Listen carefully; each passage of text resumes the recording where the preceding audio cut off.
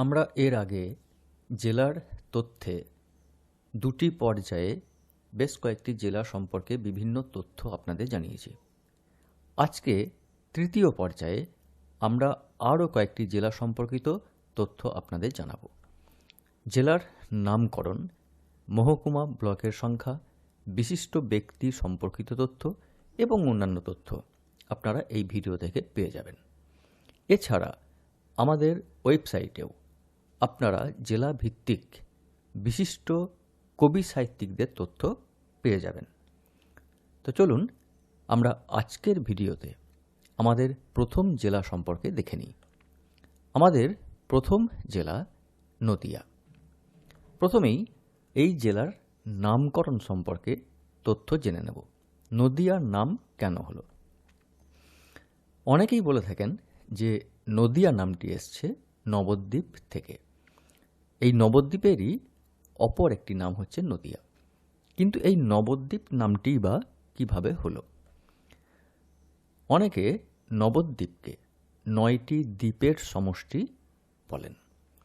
প্রসঙ্গত বৈষ্ণব পদকার নরহরি দাস তিনি তার নবদ্বীপ পরিক্রমা পদ্ধতি এই যে গ্রন্থ তিনি লিখেছিলেন, তাতে তিনি উল্লেখ করছেন নদিয়া পৃথক গ্রাম নয়, নবদ্বীপে নবদ্বীপ বেষ্টিত যে হয়, 9 দ্বীপে নবদ্বীপ নাম, পৃথক পৃথক কিন্তু হয় এক গ্রাম। এরপরে দেখুন, নবদ্বীপে এই যে 9টি দ্বীপ, গঙ্গার পূর্ব এবং পশ্চিম পাড় মিলিয়ে 9টি দ্বীপ। তো পূর্ব পাড়ে 4টি দ্বীপ। সেই 4টি দ্বীপ কি? অন্তদ্বীপ, যেটি হচ্ছে মায়াপুর, ভারুইডাঙ্গা এই অঞ্চলগুলো নিয়ে, সীমন্তদ্বীপ, সরডাঙ্গা, সিমলাদি এগুলো নিয়ে, গোদ্রুম দ্বীপ, গাদিগাছা, সুবর্ণবিহার এগুলি, এবং মধ্যদ্বীপ, মাজিদা, ভালুকা। আর পশ্চিম পাড়ে 5টি দ্বীপ, কোলদ্বীপ, কুলিয়া, তেঘরির দক্ষিণ এবং সমুদ্রগড়, ঋতুদ্বীপ, রাতপুর, রাহুতপুর, বিদ্যানগর, মদদ্রুম দ্বীপ, মাওগাছি, মামগাছি, মহৎপুর, জন্মদ্বীপ, জাননগর বা জানুনগর, এবং রুদ্রদ্বীপ, রুদ্রডাঙ্গা, শঙ্কাপুর, পূর্বস্থলী আদি। এগুলো মিলিয়ে, এই সব মিলিয়ে হলো 9টি দ্বীপ। অন্য মতে পূর্বকালে প্রদীপকে দিয়া বলা হতো এবং অর্থাৎ 9টি দিয়া, এখান থেকেই এই নবদ্বীপ বা নদিয়া নামের উৎপত্তি হয়েছে। বলা হয় যে সেই সময় গঙ্গা মধ্যস্থিত যে সুবিস্তীর্ণ চর, সেখানে প্রথম মানুষের সমাগম হয়, তখন ওই চরে একজন সন্ন্যাসী প্রতি রাত্রে 9টি দ্বীপ জেলে তান্ত্রিক সাধনা করতেন। লোকে দূর থেকে ওই 9টা দ্বীপ দেখিয়ে চরটিকে দিয়ার চর বলত, অর্থাৎ 9টি দিয়ার চর। ক্রমে যখন ওই চরে গ্রাম বসল, তখন স্থানটি নদিয়া নামে খ্যাত হয়। নদিয়া জেলার বর্তমান তথ্য অনুসারে 4টি মহকুমায় বিভক্ত: কৃষ্ণনগর সদর, রানাঘাট, কল্যাণী, তেহট্ট। ব্লকের সংখ্যা 22টি, পৌরসভা 11টি। জেলার নবদ্বীপ, শান্তিপুর, মায়াপুর, বল্লালঢিপি, পলাশী, কৃষ্ণনগর, ফুলিয়া, বেথুয়াডহরি, ঘূর্ণি এই সমস্ত স্থান সম্পর্কে কিন্তু আপনাকে কিছু তথ্য জেনে রাখতে হবে। যারা নদিয়ার বাসিন্দা তারা এই সমস্ত স্থান সম্পর্কে কিছু না কিছু জানেন, সেগুলোকে আর একবার ঝালিয়ে নেওয়া, এই আর কি। এছাড়া আরও বিস্তারিত তথ্য আমাদের ওয়েবসাইটে পেয়ে যাবেন, চাইলে দেখে নিতে পারেন। এরপরে আমাদের জেলা হচ্ছে জলপাইগুড়ি। জেলার ইতিহাস। জলপাইগুড়ি জেলার প্রতিষ্ঠা 1869 খ্রিস্টাব্দে। সিনচলা সন্ধিসূত্রে ডার্লিং পার্বত্য অঞ্চল থেকে সংকোশ নদী পর্যন্ত বিস্তৃত ভূভাগ ডুয়ার্স থেকে ভুটান তার অধিকার প্রত্যাহার করে নিলে তিস্তার পশ্চিম তীরের সমগ্র ডুয়ার্সকে এবং রংপুরের তেঁতুলিয়া মহকুমাকে সংযুক্ত করে জলপাইগুড়ি জেলার পত্তন হয়। মূল ফকিরাগঞ্জ এলাকাটি কালক্রমে জলপাইগুড়ি সদর শহর বলে পরিচিতি লাভ করে। নামকরণ প্রসঙ্গে আসা যাক। একটি মতে যে লে পে গো রি অর্থাৎ গরম জামাকাপড় কেনার স্থান, সেই জন্য জায়গাটির নাম জলপাইগুড়ি। আবার অন্য মতে জলপাইয়ের দেশ, তাই জায়গার নাম জলপাইগুড়ি। প্রসঙ্গত রবীন্দ্রনাথের একটি ছড়া আছে, সেটি জলপাইগুড়ি সম্পর্কে কি বলা হয়েছে আপনারা কমেন্টে জানাবেন। এখানে এই জেলা থেকে প্রকাশিত পত্রপত্রিকা পাবক, বনভূমি, নতুন সীমান্ত, পাহাড়তলি, সংহতি, হিমালয় আরও অনেক কিছু আছে। এই জেলার বিখ্যাত কয়েকটি নৃত্যের নাম রাভা, বেনাগু, বিংফং বাদারি, বাকপা, মারুনি, কে সানলা ইত্যাদি। এবার বিশিষ্ট ব্যক্তিদের সম্পর্কে দেখে নিন। দেবেশ রায়। কলেজে ছাত্রাবস্থায় দেবেশ রায়ের হাড়কাটা গল্পটি দেশ পত্রিকায় প্রকাশিত হয়। তিনি বিখ্যাত তার তিস্তা পাড়ের বৃত্তান্ত গ্রন্থের জন্য। গ্রন্থটি সম্পর্কে আপনারা একটু তথ্য জেনে রাখতে পারেন। সমরেশ মজুমদার। ময়নাগুড়ির পাবক পত্রিকার সঙ্গে তিনি সংযুক্ত ছিলেন। কালপুরুষ, কালবেলা, বাসভূমি, উজানগঙ্গা ইত্যাদি সহ আরও অনেক গ্রন্থ আছে, আপনারা চাইলে আমাদের ওয়েবসাইট থেকে দেখে নিতে পারেন। কার্তিক লাহিড়ী। ত্রিপুরার মন্দির, সৌভিক ও সৌভিক, অন্তরীণ প্রভৃতি গ্রন্থের রচয়িতা। অশোক বসু দেশ পত্রিকায় আত্মপ্রকাশ করে অসংখ্য ছোট গল্প লিখে চলেছেন। তিস্তা তোমার সঙ্গে, রাজ্যপাট ইত্যাদি তার উল্লেখযোগ্য গ্রন্থ। এছাড়া তপতী বাগচি, ডক্টর চারুচন্দ্র সান্যাল, ভবরঞ্জন গঙ্গোপাধ্যায়, ভুবনেশ্বর মুখোপাধ্যায়, জীবন সরকার, রঞ্জিত মিত্রের নাম এ প্রসঙ্গে কিন্তু উল্লেখযোগ্য। আমাদের পরের জেলা কোচবিহার। জেলার ইতিহাসটি দেখে নেওয়া যাক। রামায়ণ এবং মহাভারতের যুগে এই অঞ্চলটি প্রাগ জ্যোতিষ নামে পরিচিত ছিল। মূল অঞ্চলের পশ্চিম অংশটি পরবর্তীতে কামরূপ নামে পরিচিত হয়। কামরূপ কিছু সময়ের জন্য গুপ্ত ও পালদের শাসনাধীন ছিল। পরে মুসলিম সেনাবাহিনী কামরূপ জয় করলেও তারা বেশি দিন কিন্তু তাদের রাজত্ব ধরে রাখতে পারেনি। এই সময় থেকেই কোচ রাজার উত্থান শুরু হয়।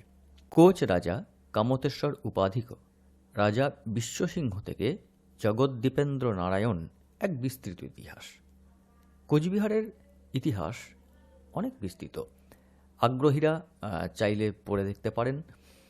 যাই হোক, এই জগদ্দীপেন্দ্র নারায়ণ তিনি ছিলেন কোচবিহারের শেষ মহারাজা। কোচবিহারকে 1 জানুয়ারি 1950 সালে ভারতের পশ্চিমবঙ্গ রাজ্যের সাথে যুক্ত করা হয়। মজার ব্যাপার হচ্ছে, এই পশ্চিমবঙ্গের যে জেলা হিসেবে যুক্ত করা হলো, এটি অত্যন্ত যে সহজে হয়েছিল তা কিন্তু নয়। প্রথমে দেশভাগের সময়ে কোন দিকে থাকবে, ভারতের সঙ্গে নাকি তৎকালীন পাকিস্তানের সঙ্গে, এবং ভারতে অন্তর্ভুক্তির পরে তা আবার কোন রাজ্যের সঙ্গে থাকবে ইত্যাদি অনেক ইতিহাস আছে। খুব ইন্টারেস্টিং। যারা এই বিষয়ে আগ্রহী তারা পড়ে দেখতে পারেন, অথবা যদি জানতে চান তাহলে এই বিষয়ে আলাদা একটি ভিডিও তৈরি করা যেতে পারে। এই প্রসঙ্গে আমরা একটি অংশ উদ্ধৃত করেছি এখানে, যেটা হচ্ছে যে কোচবিহারকে যখন 1950 সালে 1 জানুয়ারি ভারতের পশ্চিমবঙ্গ রাজ্যের সঙ্গে যুক্ত করা হলো, সেই সময় ডাক্তার বিধানচন্দ্র রায় একটি বক্তৃতা দিয়েছিলেন। তারই একটি অংশ এখানে দেখুন আমরা উদ্ধৃত করেছি, একটু পড়ে শোনাই। কোচবিহার ভুটান পাহাড়ের পাদদেশে একটি রাজ্য। ইহার আয়তন 1318 বর্গমাইল। ইহার পশ্চিমে পশ্চিমবঙ্গ, পূর্বে আসাম প্রদেশ এবং দক্ষিণে পাকিস্তান। 16 শতাব্দীর প্রথম ভাগে এই রাজ্য স্থাপিত হয় ও একসময়ে মহানন্দা হইতে মধ্য আসাম পর্যন্ত ইহার বিস্তৃতি ছিল। কিন্তু অষ্টাদশ শতাব্দীতে ভুটান কোচবিহারে দৌরাত্ম্য করিতে থাকে। 1772 সালে কোচবিহারের রাজা ইস্ট ইন্ডিয়া কোম্পানির নিকট সাহায্য প্রার্থনা করিয়া অঙ্গীকার করেন যে যদি তাহাদের আনুকূল্যে দেশ শত্রুমুক্ত হয়, তাহা হইলে তিনি ইস্ট ইন্ডিয়া কোম্পানির বশ্যতা স্বীকার করিবেন এবং তাহার রাজ্য বাংলার সহিত সংযুক্ত হইবে। এই অনুষ্ঠানের মূলে কোনো বাধ্যবাধকতা নেই, কোনো বলপ্রয়োগ নেই। স্বেচ্ছায় ও স্বচ্ছন্দ চিত্তে কোচবিহারের মহারাজা বাহাদুর কেন্দ্রীয় সরকারের হস্তে রাজ্যের শাসনভার অর্পণ করিয়াছেন। আজ এই শুভ দিনে কেন্দ্রীয় সরকারের নির্দেশে কোচবিহার পশ্চিমবঙ্গের অন্তর্ভুক্ত হইল। তো এই অংশ থেকে আপনারা একটা ধারণা করতে পারবেন যে কোচবিহারের জেলা হিসেবে অন্তর্ভুক্তির যে পূর্ব ইতিহাস তার সম্পর্কে হয়তো একটা ছোট্ট ধারণা আপনারা পেতে পারেন। এরপরে জেলা পরিচিতি। মোট মহকুমা 5টি: কোচবিহার সদর, দিনহাটা, মাথাভাঙা, মেখলিগঞ্জ এবং তুফানগঞ্জ। ব্লক 12টি, পৌরসভা 6টি। বিশিষ্ট ব্যক্তি পঞ্চানন বর্মা, যাকে আমরা ঠাকুর পঞ্চানন বর্মা নামে জানি। তিনি খলিশামারি গ্রামে 1865 সালে জন্মগ্রহণ করেন। ইংরেজ সরকার কর্তৃক রায় সাহেব এবং MBE উপাধি পান। কোচবিহারে মানসাই নদীর সেতুটি পঞ্চানন সেতু নামাঙ্কিত করা হয়েছিল এবং নারী জাগরণের মন্ত্রদাতা হিসেবে ঠাকুর পঞ্চানন মহিলা মহাবিদ্যালয় ও ছাত্রাবাস স্থাপন করা হয়। এরপরে আমাদের জেলা বাঁকুড়া। জেলার নাম এবং ইতিহাস সম্পর্কে জেনে নেব। অপভ্রংশ বাঁকু, যার অর্থ আঁকা বাঁকা, এবং কোল ভাষায় রা শব্দের অর্থ বসতি, অর্থাৎ আঁকা বাঁকা অঞ্চলের বসতি। যদিও এই নাম নিয়ে বিভিন্ন মত আছে, তো আমরা আপাতত এই নামটিকে ধরে এগিয়েছি। জেলার কিভাবে গঠন হলো? 1805 সালে একটি রেগুলেশন অনুসারে জঙ্গলমহল জেলা গঠিত হয়। বাঁকুড়া শহরে জঙ্গলমহলের কার্যালয় ছিল, অর্থাৎ জঙ্গলমহল যে জেলা তার কার্যালয় হচ্ছে বাঁকুড়া শহর। 1833 খ্রিস্টাব্দে ত্রয়োদশ বিধি অনুযায়ী জঙ্গলমহলকে খণ্ড খণ্ড করা হয়। সেনপাহাড়ি, শেরগড়, বিষ্ণুপুর বর্ধমান জেলার সঙ্গে যুক্ত হয়। ধলভূম ও কিছু অংশ নিয়ে মানভূম জেলার সৃষ্টি হয়। 1872 সালে সোনামুখী, ইন্দাস, কতুলপুর, শেরগড়, সেনপাহাড়ি এগুলি বর্ধমান জেলার এলাকাভুক্ত হয়। বাঁকুড়া জেলার নাম তখন পশ্চিম বর্ধমান ছিল। প্রধান কার্যালয় বাঁকুড়াতেই ছিল। 1872 সালে ছাতনা থানা মানভূম থেকে বিচ্ছিন্ন হয়ে বাঁকুড়ার সঙ্গে যুক্ত হয়। 1874 সালে রায়পুর, অম্বিকানগর, শ্যামসুন্দরপুর, সিমলাপাল, ভালাইডিহা মানভূম থেকে বিচ্ছিন্ন হয়ে বাঁকুড়া জেলার সঙ্গে মিলিত হয়। 1881 সালে সোনামুখী, কতুলপুর ও ইন্দাস বর্ধমান থেকে পৃথক হয়ে বাঁকুড়ার সঙ্গে যুক্ত হয় এবং জেলা হিসেবে 1881তেই তার আত্মপ্রকাশ ঘটে। জেলা পরিচিতি। মহকুমা 3টি: বাঁকুড়া সদর, কাতরা, বিষ্ণুপুর। ব্লক 22টি, পৌরসভা 3টি। বিশিষ্ট ব্যক্তিত্ব: কণিকা বন্দ্যোপাধ্যায়, যামিনী রায়, রাধিকা প্রসাদ গোস্বামী, রামকিঙ্কর বেজ, শক্তিপদ রাজগুরু, সুতপা বসু প্রমুখ। এদের সম্পর্কে বিস্তারিত তথ্য আমাদের ওয়েবসাইটে পেয়ে যাবেন। বাঁকুড়া জেলার বেশ কিছু দর্শনীয় স্থান আছে। সেগুলি কি কি, যারা বাঁকুড়া জেলা থেকে দেখছেন ভিডিওটি, কমেন্টে অবশ্যই জানাবেন। আর আরও ইনফরমেশন পাওয়ার জন্য আমাদের ওয়েবসাইট ভিজিট করুন। সেখানে জেলার সাহিত্যিক এই শিরোনামে আপনারা প্রতিটি জেলার কবি সাহিত্যিকদের সম্পর্কে নানা তথ্য পাবেন। ভিডিওটি ভালো লাগলে অবশ্যই লাইক করবেন, শেয়ার করবেন এবং কোনো মতামত থাকলে কমেন্ট করবেন। সকলে ভালো থাকুন। ধন্যবাদ।